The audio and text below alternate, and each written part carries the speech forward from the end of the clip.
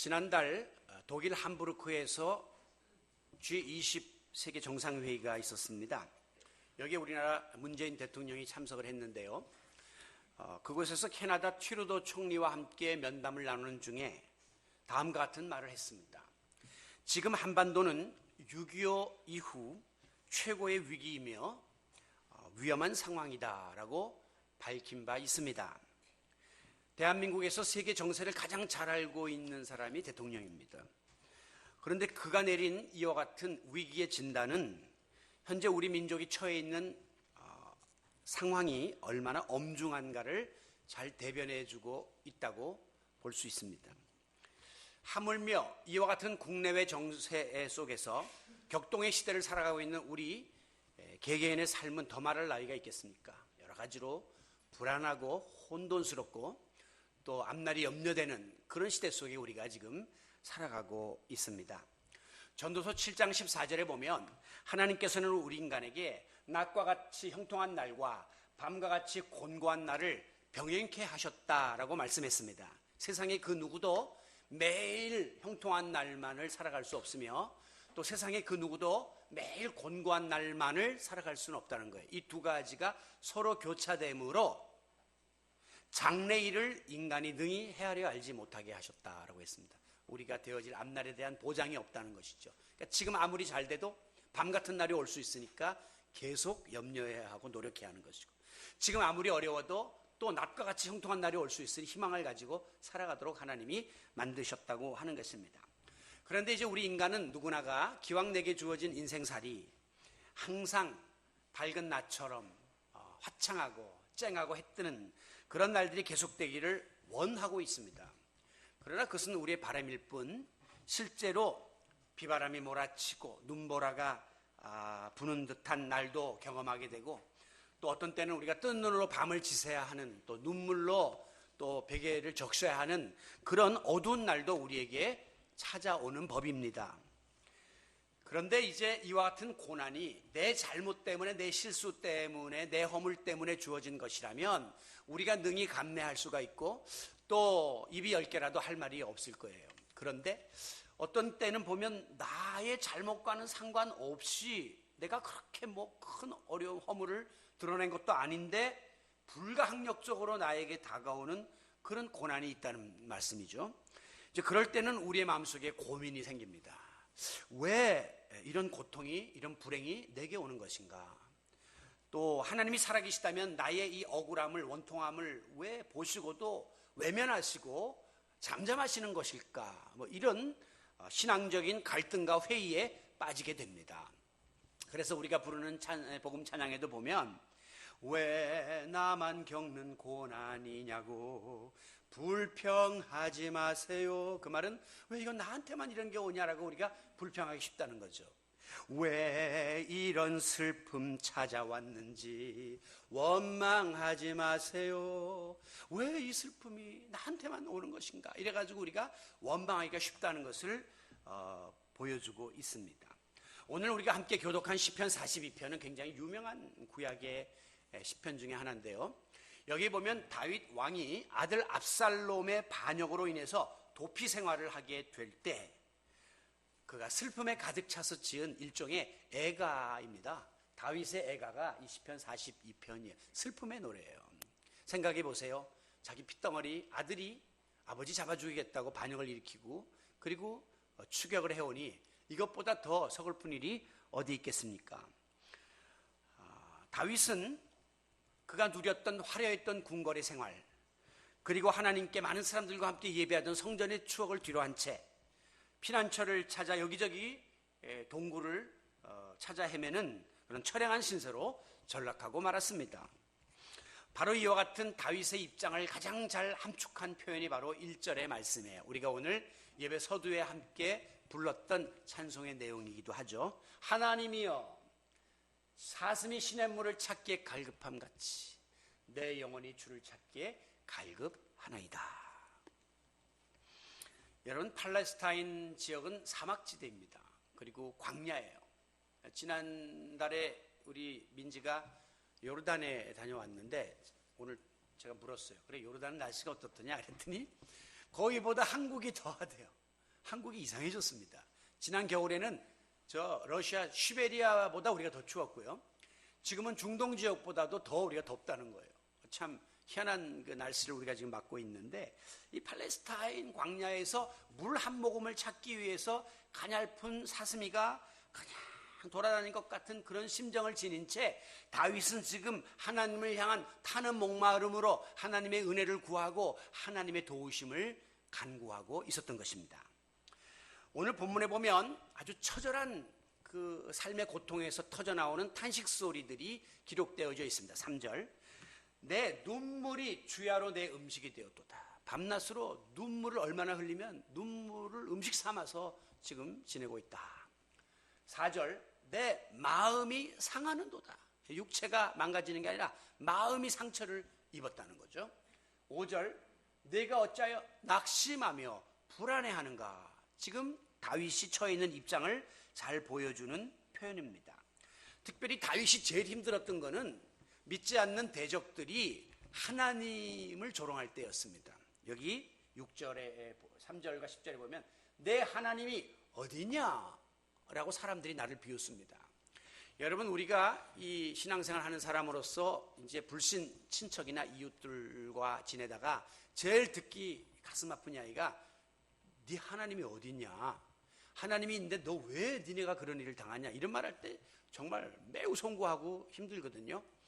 우리가 어린 시절에도 다른 욕은 몰라도 부모님을 끼고서 욕하면 못 참습니다. 그게 모욕감을 느끼기 때문이에요.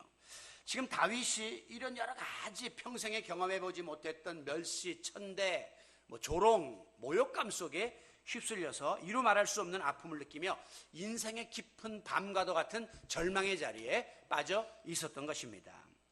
여러분, 오늘 우리에게도 예외 없이 이와 같은 어두운 밤 같은 순간들이 찾아옵니다. 특별히 경제, 또 건강, 또 가정, 그리고 인간관계나 미래 문제에 이르기까지 이거 어둠의 그늘이 내게 엄습해오는 이런 것들을 우리가 느낄 때가 있습니다. 그때 우리는 두려움에 빠지게 되고 쉽게 낙심하며 절망하게 되죠. 여러분, 우리가 예수를 믿는 그리스도인으로서 이와 같은 절망의 구렁텅이에서 어떻게 벗어날 수 있을까? 어떻게 절망의 웅덩이에서 헤어날 수가 있을까? 오늘 우리는 다윗의 고백을 통해서 이 같은 길을 함께 묵상해 보려고 합니다. 먼저 우리가 잊지 말아야 될 것은 어둠이 지나가면 필히 밝은 아침이 온다라고 하는 희망을 잃지 말아야 됩니다. 희망. 다윗이 지금 밤 같은 고난의 자리에 처해 있음에도 불구하고 5절에 자기 자신에게 반문하기를 내가 어찌하여 낙심하며 내 속에서 불안해하느냐라고 스스로를 질책하고 있습니다. 너 그러면 안 돼. 그러면 어떻게 하느냐? 그 다음 나오는 말씀 보면 너는 하나님께 소망을 두라 그랬어요. 내가 믿던 대신들, 군대들, 이웃들, 아들까지도 다 너를 버렸지만 소망 잃지 말고 하나님께 그 소망을 포커스를 맞추라. 그렇게 자기 스스로에게 다짐을 하고 있는 겁니다. 여러분, 우리가 이제 이렇게 밤이 깊어간다는 것은 반대로 생각하면 밤이 깊으면 깊을수록 아침이 가까이 오고 있다는 증거가 아니겠습니까? 그러니까 여러분이 어두운 밤의 한 구석에 지금 처박혀 있다면 그만큼 이제 새로운 아침이 더 나에게 가까이 오고 있다 하는 희망을 가져야 하는 거예요. 추운 겨울날 초병들이 전방에서 보초를 쓰는데 정말 영하 20, 30도까지 내려가는데 칼바람을 맞죠. 그리고 막 손과 얼굴이 애이는 듯한 그런 고통 가운데서 5시간 이상, 6시간 이렇게 거기에서 이제 전방을 주시하면서 살펴야 되는데 그들이 어떻게 이 어려움을 극복할 수 있느냐? 두툼한 잠바를 입어서 그런 게 아니에요. 이제 조금만 기다리면 1시간만 지나면 30분만 지나면 이제 후임 임무 교대병이 온다 그거예요. 그러면 나는 이제 그 사람한테 모든 임무를 넘기고 따뜻한 막사에 들어가서 편안하게 닦고 잠잘 수 있고 또 라면도 끓여 먹을 수 있다라고 하는 기대와 희망이 있기 때문에 참는 겁니다. 만약에 그 전방에 있는 초병들에게 그런 희망이 없다면 아마 다 아이들 다 자살하고 말 거예요. 좀 지나면 된다. 좀 지나면 좋은 시간 온다, 좋은 날이 온다, 그런 기대감을 가지고 있기 때문에 그들은 그 어려움을 극복해 나갈 수가 있는 겁니다. 여러분, 우리 인생의 밤도 마찬가지입니다. 하나님께서 분명히 나에게 지금 인생의 밤 같은 시간을 통과하도록 하시지만 끝이 있다. 그리고 하나님은 분명히 이 터널을 지나가면 환한 새로운 희망찬 아침을 예비하고 계신다. 그런 기대와 소망을 잃지 않아야 우리가 이 어려움들을 끝까지 인내하며 극복해 나갈 수 있는 것입니다. 오늘보다는 내일이 분명히 잘 될 거야. 지금 내가 아이 때문에 고민하지만 이 아이로 인하여 내가 큰 기쁨을 누리는 날이 올 거야. 우리 가정이 더 화목하고 부부 사이가 정말 말년에 더 아름답게 우리가 보낼 수 있는 시간이 올 거야. 그런 기대를 우리가 잃지 말아야 된다는 것입니다. 지금 우리나라도 굉장히 혼란하고요. 또 한국교회의 형편을 보면 굉장히 마음이 무겁습니다. 그러나 어두움의 그늘이 드리워지면 드리워질수록 더 밝은 앞날이 오고 있는 증거라고 하는 사실을 우리가 기대한다면 우리가 한마음으로 이 어려움들을 극복해 나갈 수 있을 것입니다. 특별히 여러분 가정 문제, 생업의 문제, 이것이 지금 어두운 밤과 같은 상황에 처해 있어서 굉장히 고통스러운 분들도 계실 터인데요. 절대 낙심하지 말고 두려워하지 마십시오. 분명히 회복의 역사가 있다. 분명히 쨍하고 해 뜨는 잘 되는 날이 찾아온다라고 하는 새 아침에 대한 긍정적인 희망과 믿음의 자세를 잃지 마시기를 바랍니다. 왜? 성경에 보면 이 밤이라고 하는 것은 하나님을 사모하고 하나님과 만나고 하나님을 간절히 찾는 때로 묘사되고 있기 때문입니다. 이사야 26장 9절에 보면 밤에 낮이 아니라 밤에 내 영혼이 하나님을 사모하였은즉 내 중심이 간절히 주를 구하오리니 그랬어요. 이 말은 실제로 밤에 하나님께 기도했다는 말도 되지만 이렇게 인생이 어려운 처지에 놓여 있는 인생의 밤 같은 때에 더 하나님을 사모하고 하나님께 간구해야 된다는 겁니다. 대부분 이렇게 교인들을 보면 낮과 같이 형통하고 뭐 잘 되고 걱정이 없을 때는 하나님을 향한 갈망이 약해요. 그리고 기도도 잘 안 하고 그냥 믿을 때가 있으니까 썰렁썰렁하게 이렇게 신앙생활을 하는데 이제 밤 같은 시국이 되면 그때는 뭐 하나님 앞에 하나님밖에 믿을 리가 없으니까 그냥 사모하고 간구하고 매달리는 전에 나와서 기도하는 이런 일들이 벌어지게 되죠. 여러분, 이 밤은 하나님이 우리에게 가까이 오시는 시간입니다. 그리고 하나님이 우리를 만나주시고 우리를 부르시는 시간이기도 합니다. 제가 한번 성경의 몇 군데를 찾아봤는데요. 하나님께서 그 다니엘을 부르시는데 언제 불렀느냐? 성전에서 자고 있는 그 다니엘을 밤중에 다니엘아 다니엘아 하면서 다니엘을 부르십니다. 밤에 하나님이 부르신다.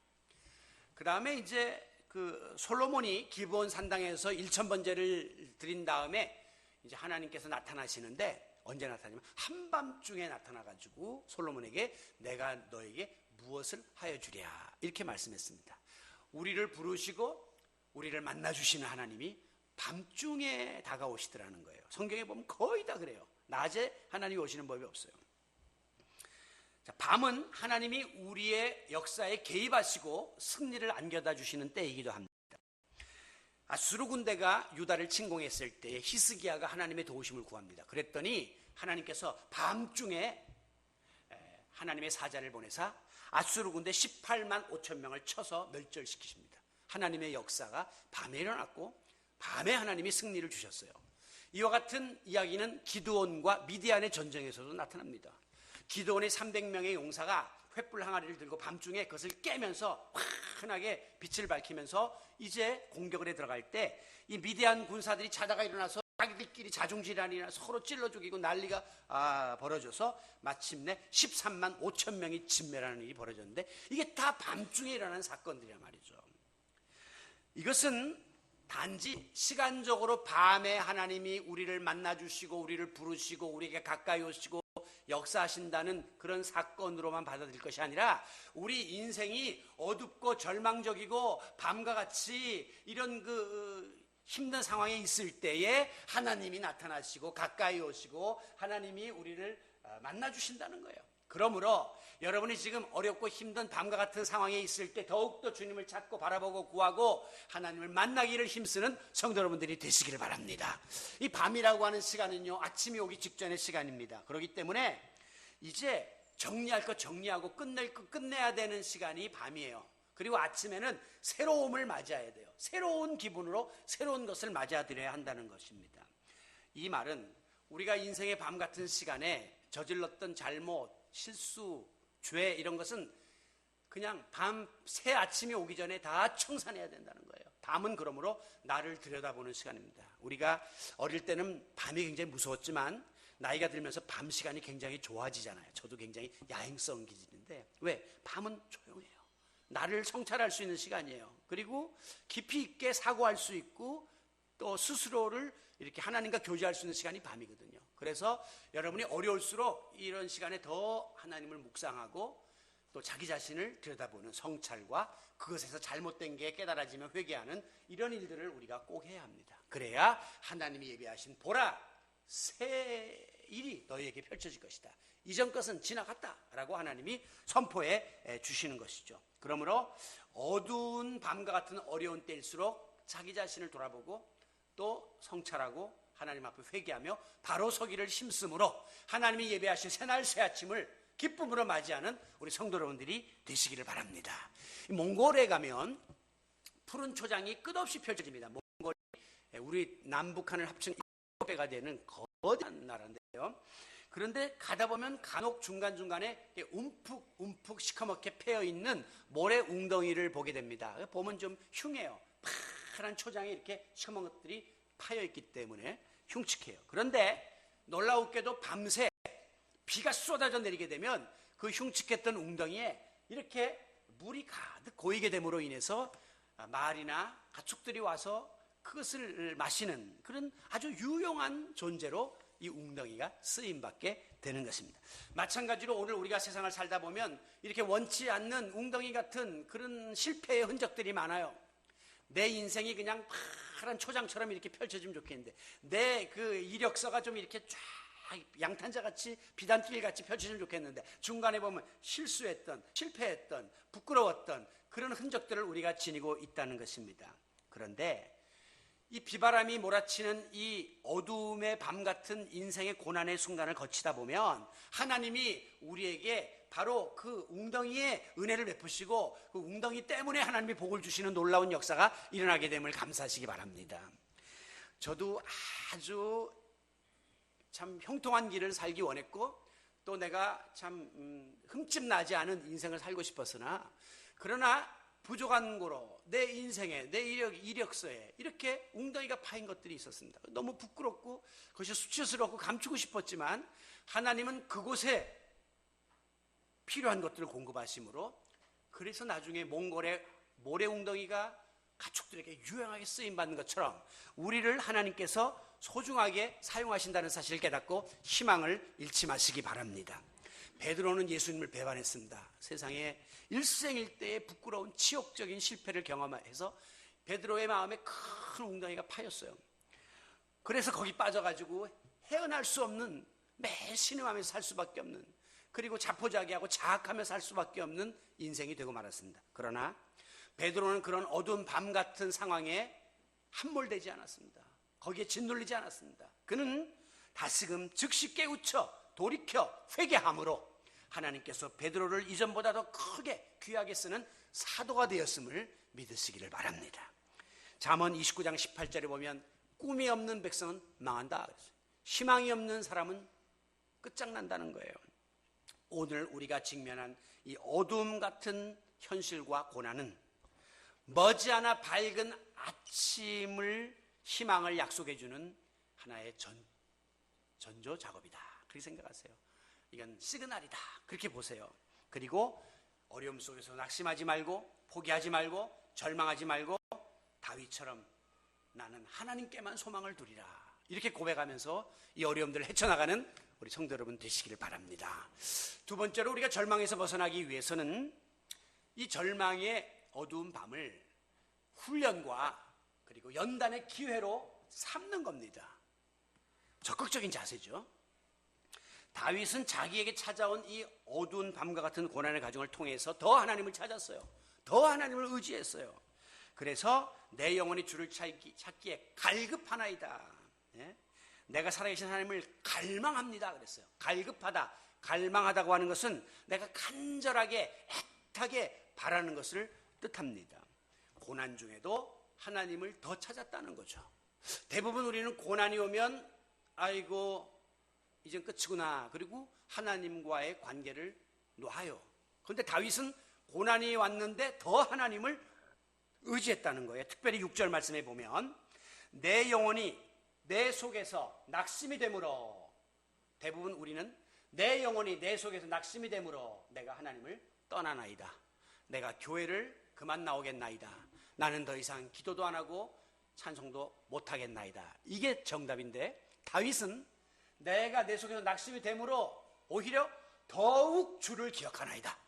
내가 더 하나님께로 받은 은혜를 떠올리고 하나님의 뜻을 더 사모하고 더 하나님에 대한 생각을 많이 하면서 하나님을 기억하고자 했던 것입니다. 이게 바로 다윗의 적극적인 신앙의 자세입니다. 왜? 다윗은 이런 생각을 했던 거죠. 내가 지금 비록 아들한테 배신을 당하고 세상에 못 볼 꼴을 보면서 비참한 인생의 어두운 밤 같은 길을 헤매고 있으나 이것은 여기서 끝나는 것이 아니라 하나님이 지금 이것을 통해서 나를 돌아보게 하고 나를 더 강하게 연단시키고 훈련시켜서 이제 앞으로 하나님이 기뻐하시는 하나님의 마음에 합한 왕으로 세우시기 위함이다. 그런 확신이 다윗에게 분명히 있었던 것입니다. 사도 바울이 로마서 5장 3절에 보면 우리가 환난 중에도 즐거워해야 될 이유를 설명하고 있는데요. 그것은 환난은 인내는 연단은 소망을 이루려 함이니라. 우리가 어려움을 당하는 것은 결국 그것을 통해서 우리가 지금 연단되는 거예요. 다듬어지는 거예요. 그래서 마지막으로 잘 되는 소망이 우리에게 있다 하는 사실을 가르쳐주고 있습니다. 여러분, 어려움이 올수록 우리는 더 강하게 연단받습니다. 그래서 우리의 믿음이 더 성숙해지고 우리의 삶이 더 하나님의 뜻에 합하게끔 이렇게 훈련되어질 수 있다는 것이죠. 그래서 히브리서 12장 11절에도 보면 무릇 징계가 당시에는 즐거워 보이지 않고 슬퍼 보이나, 우리가 어려움을 당하고 매를 맞으면 그거 좋아할 사람 없어요. 다 지금 슬퍼 보이고 참 즐겁지가 않지만 후에는 그로 말미암아 연단을 받은 자들에게 의와 평강의 열매를 맺게 하느니라 그랬어요. 이 징계를 통해서, 이 아픔을 통해서 잘 극복하면 그것이 결국 마지막에는 연단을 받게 되고 열매 맺는 삶으로 우리를 인도해 준다고 말하고 있습니다. 결국은 환난이 연단을 통해서 소망을 가져다 준다. 이 공식을 머릿속에 딱 넣고 있는 거죠. 여러분, 다윗이 그 처절한 그 인생의 어두운 밤들과 같은 그 순간에도 하나님 원망하지 않고 오히려 하나님을 기억하고 받은 은혜를 되새기고 하나님이 여기에 어떤 뜻을 갖고 있나, 그런 것들을 계속 확인하면서 하나님의 인도를 기대했습니다. 그랬더니 나중에 다윗이 어떻게 됐나 보실까요? 다윗이 이스라엘을 40년을 다스려요. 40년 이상 통치한 사람이 별로 없어요. 장기 통치를 하면서 이스라엘을 대표하는 선왕의 자리에 등극하게 됩니다. 다윗이 신앙적으로 어떠한 사람인가를 성경은 다음과 같이 요약하고 있습니다. 다윗은 평생에 여호와 보시기에 정직히 행하고 자기에게 명하신 모든 일을 어기지 아니하였더라. 이게 다윗에 대한 마지막 평가예요. 여러분, 이런 평가를 받을 수 있는 사람이 세상에 몇 명 있겠습니까?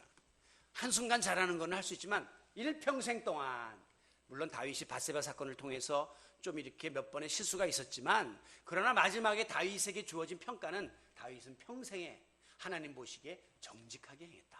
그리고 하나님이 행하신 일이라면 어기지 않고 다 순종했다. 이거 이상의 평가를 받을 수 있는 사람은 없어요. 다윗은 결국 이 어려웠던 이 고난의 순간을 통해서 그만큼 믿음이 성숙하게 되어서 이런 자리까지 나갈 수 있게 된 겁니다. 정치적으로 어떤가?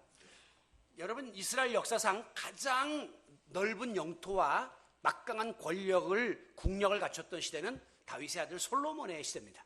솔로몬에 대한 이야기를 보면 전에도 이런 왕이 없었고 후에도 이런 왕이 없었다. 전무후무한 왕이 솔로몬인데, 다윗의 경우는 결과적으로 이 솔로몬보다 더 솔로몬을 뛰어넘는 평가를 받고 있는 것입니다. 그래서 지금도 이스라엘 사람들은 이스라엘 국기가 이렇게 별표가 되어 있는데요. 청색으로. 그것을 다윗의 별이다 이렇게 불러요. 그래서 이스라엘 사람들은 다윗을 자기 민족의 시조로 이렇게 여길 만큼 위대한 왕이 되었던 것입니다. 더 재밌는 것은요, 이스라엘의 많은 왕들의 치적을 평가할 때 기준이 누구냐면 다윗이에요. 다윗이 기준이에요. 그래서 선왕은 누구냐 딱 보면 다윗의 모든 길로 행하는 사람, 그리고 좌로나 우로나 치우치지 아니하는 사람을 선왕이라고 평가해요. 그리고 이제 악한 왕은 누구냐, 반대로 다윗의 모든 길로 행하지 않고 좌로나 우로나 치우치는 사람을 악한 왕이라고 불러요.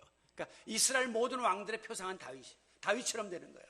그래서 다윗의 길로 행하면 돼요. 그러면 역사 속에 위대한 인물로 남을 수 있을 만큼 다윗이 큰 족적을 남기게 된 것입니다. 그리고 무엇보다도 아브라함과 이삭과 다윗의 자손 예수 그리스도의 세계라. 다윗의 혈통에서 예수 그리스도가 탄생하는, 메시아가 탄생하는 그런 엄청난 영향력을 행사하게 된 겁니다. 여러분, 다윗이 광야에서 아들한테 쫓겨가지고 도피 생활하고 비굴하게 숨어 살고 하던 그때 얼마나 비참하고 고통스럽고 죽고 싶었겠습니까? 다윗이 만약에 그때 죽었으면 다윗은 이런 왕이 될 수 없었어요. 근데 다윗은 그것을 통해서 연단받고 훈련받은 겁니다. 위대한 왕으로 다져나간 것이에요. 그래서 저는 바로 광야의 도피 생활은 하나님의 마음에 합한 왕의 자격을 취득하기 위한 훈련 과정이었다. 그렇게 평가하는 것이죠. 여러분에게 주어진 여러 가지 어려움이 있습니까? 하나님이 우리에게 필요해서 지금 연단시키는 거예요. 우리를 더 성숙하게 만들기 위해서 훈련시키는 거예요. 다윗이 마치 이 광야의 도피 생활을 통해서 선왕으로서의 자질과 자격을 계속 길러나갔던 것처럼 오늘 어두운 밤과 같은 고통스러운 삶의 과정은 그러므로 우리에게 절대 무의미한 시간이 아닙니다. 허송세월하는 게 아닙니다. 지금은 비록 감당하기 어려울 정도로 이 짐이 무겁고 버거워서 어찌할 바를 알지 못하지만 군대 간 훈련병들 보면 짐을 메고 총을 들고 철모를 쓰고 감당 못해서 쩔쩔매지만 그 훈련의 과정을 통과한다면 늠름한 군사로 거듭난 것처럼 오늘 우리가 이 훈련 과정을 잘 통과함으로 우리의 믿음과 삶이 더 깊은, 더 성숙한, 더 업그레이드되는 자리로 올라갈 수 있는 그런 귀한 성도 여러분들이 되시기를 바랍니다. 이제 마지막으로 우리가 이 절망감에서 벗어나려면 이 어두운 밤을 찬송과 기도로 극복해야 돼요. 즉 영적인 삶으로 이겨내야 된다는 것입니다. 우리가 얼른 생각할 때는 육적인 문제는 육적인 문제로 풀어야 되는 거 아닌가. 지금 돈이 없으면 빨리 은행 가서 융자를 하고 돈 있는 사람에게 돈을 빌리고 이래야 되는 거 아닌가라고 생각하지만 그것은 세상 사람이 하는 방법이고요. 우리는 육적인 어려움조차도 영적인 문제로 풀어야 된다는 사실을 믿어야 해요. 여기 오늘 본문을 결론 짓고 있는 11절에 보면 다윗이 이와 같은 어려운 과정에 대해서 어떻게 이 문제를 풀고 있는가 하는 다윗의 결단을 우리가 보게 되는데 11절 나는 그가 나타나심으로 말미암아 내 하나님을 여전히 찬송하리로다. 여전이라고 하는 것은 또다시 변함없이 찬송하리로다. 다윗이 과거에 왕노릇하고 궁궐에서 호화롭게 살고 성전에 가서 늘 예배하던 그때 찬송했던 그 찬송을 계속 부르겠다는 거예요. 여전이라는 것은 변함없이 지금 내가 이 광야지만 여기서도 내가 하나님께 찬양하겠다고 하는 불변의 신앙 고백을 하고 있습니다. 8절 낮에는 여호와께서 그 인자심을 베푸시고 우리 형통한 날에는 하나님의 인자심을 힘입은 거 맞아요. 그런데 중요한 것은 밤에도 하나님의 찬송이 내게 있어 생명의 하나님께 기도하리다 그랬어요. 밤과 같은 그런 처지에 놓인다 할지라도 하나님께 찬송하고 기도하는 일을 쉬지 않겠다라고 고백하고 있습니다. 여기 보면 찬송과 기도를 같은 선상에 올려놓고 있어요. 그래서 우리가 찬송을 곡조 붙은 기도다 이렇게 이야기하는 것이죠. 여러분 오늘 우리가 인생의 깊은 밤에 하나님께 찬송하고 기도할 수 있다면 정말 그것은 위대한 신앙의 소유자입니다. 우리가 소망을 품고 있는 하나님의 자녀임이 확실합니다. 왜?